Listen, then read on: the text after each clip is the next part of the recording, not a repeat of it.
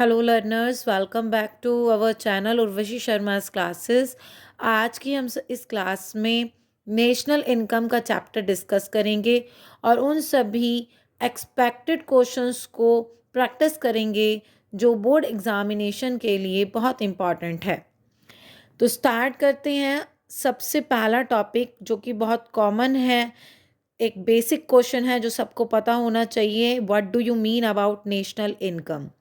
तो इसकी ट्रिक आपको देना चाहूँगी कि इसमें एक तो आप ये याद रखिएगा कि जब भी हम कोई कोटेशन याद रख रहे हैं तो हम वहाँ बता देते हैं कि ये एक अकाउंटिंग ईयर को बिलोंग करता है।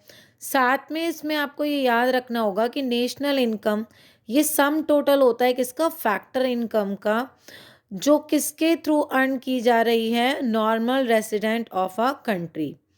तो इसमें अब दो चीज़ें आपको ध्यान में रखनी है कि फैक्टर इनकम क्या होता है और नॉर्मल रेसिडेंट क्या होता है। ओवरऑल नेशनल इनकम के लिए आपको पूछे कि नेशनल इनकम क्या है, तो आपको ये दो ही टर्म्स फैक्टर इनकम इंक्लूड करता है और फैक्टर इनकम जो किसके थ्रू अर्न की जा रही है? नॉर्मल रेसिडेंट के थ्रू अर्न की जा रही है, उसको इंक्लूड करता है। नॉन रेसिडेंट के थ्रू अर्न की गई इनकम को इसमें इंक्लूड नहीं किया जाता। ये दोनों पॉइंट्स आपको क्या रखने हैं?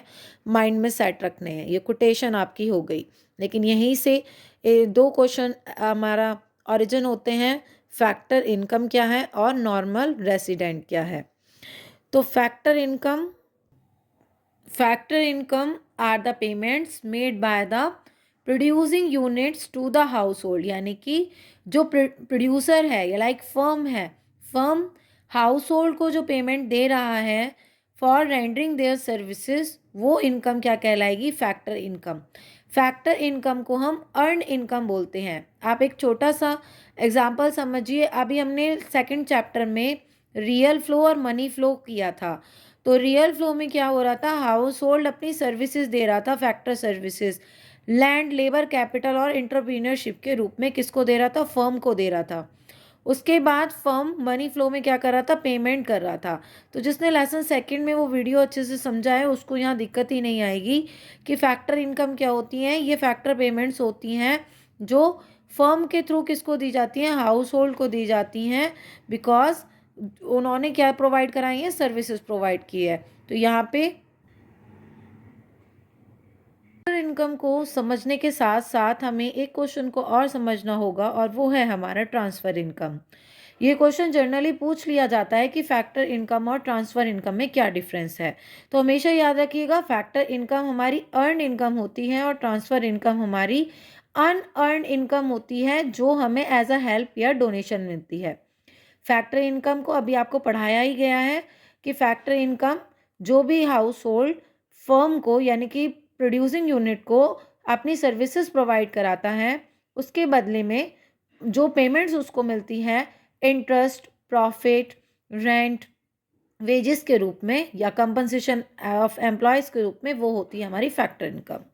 जनरली एक क्वेश्चन आता है, what do you understand by normal resident? देखो, नेशनल इनकम को हमने पढ़ा तो उसमें मैंने अभी आपको बोला कि दो बातें हमें ध्यान रखनी है, वो है हमारी फैक्टर इनकम और हमारा नॉर्मल रेसिडेंट। ठीक है, तो अब आप हमें पढ़ना है नॉर्मल रेसिडेंट। यहाँ लैंग्वेज थोड़ा अच्छा है, आपको इजीली याद हो जाएगा, इसीलिए मैं आपको नॉर्मल रेसिडेंट का इस नोट्स में से आपको इसको समझाने की कोशिश करती हूँ। नॉर्मल रेसिडेंट क्या है?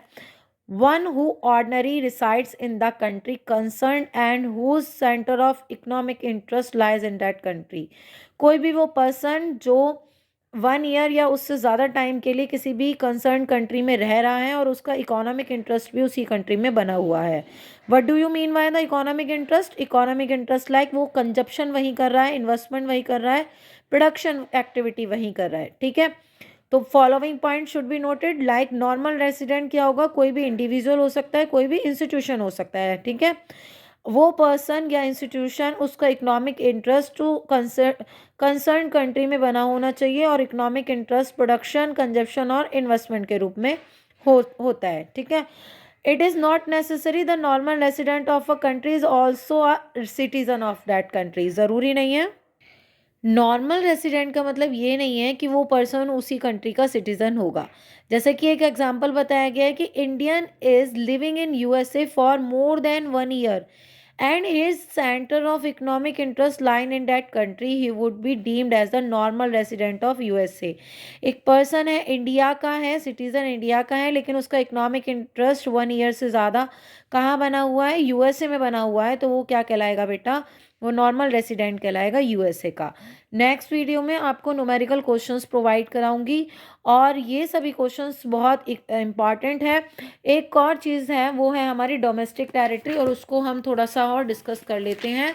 डोमेस्टिक टेरिटरी का क्वेश्चन भी पूछ लिया जाता है, तो इसको बेटा शॉर्ट में ये चीज़ याद रखिएगा, ये कीवर्ड्स हैं कि डोमेस्टिक टेरिटरी का मतलब इकोनॉमिक्स में पॉलिटिकल टेरिटरी नहीं होता। डोमेस्टिक टेरिटरी का मतलब पॉलिटिकल टेरिटरी से ना होकर इकोनॉमिक टेरिटरी से होता है, और इकोनॉमिक टेरिटरी का मतलब है वो ज्योग्राफिकल टेरिटरी जहाँ पे एडमिनिस्ट्रेटिव कंट्रोल होता है गवर्नमेंट का, with in which person goods and capital circulate freely. मतलब जिस भी टेरिटरी में या ज्योग्राफिकल एरिया में हमें पर्सन गुड्स और कैपिटल को फ्रीली रेगुलेट करने की अथॉरिटी होती है, वो कंसर्न कंट्री की क्या कहलाती है, इकोनॉमिक टेरिटरी कहलाती है, और इसी को हम डोमेस्टिक टेरिटरी कहते हैं। ठीक है।